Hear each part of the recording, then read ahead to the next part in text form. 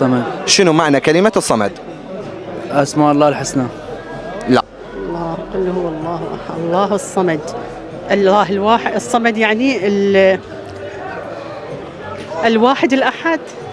ما أعرف الصمد، والله ما أعرف. معنى كلمة الصمد في القرآن الكريم، الله عز وجل ما ذكرش يا جماعة كلمة الصمد إلا مرة واحدة في القرآن الكريم في سورة الإخلاص. الله عز وجل قال قل هو الله أحد الله الصمد.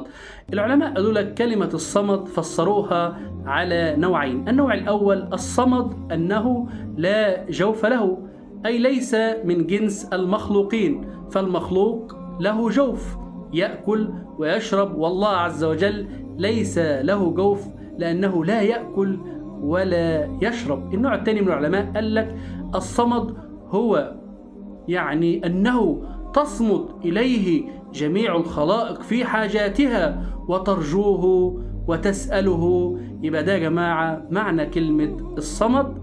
لو أول مرة تعرف معنى الكلمة ديت صلي على الحبيب صلى الله عليه وسلم واعمل مشاركة للفيديو. جزاكم الله كل خير. السلام عليكم ورحمة الله وبركاته.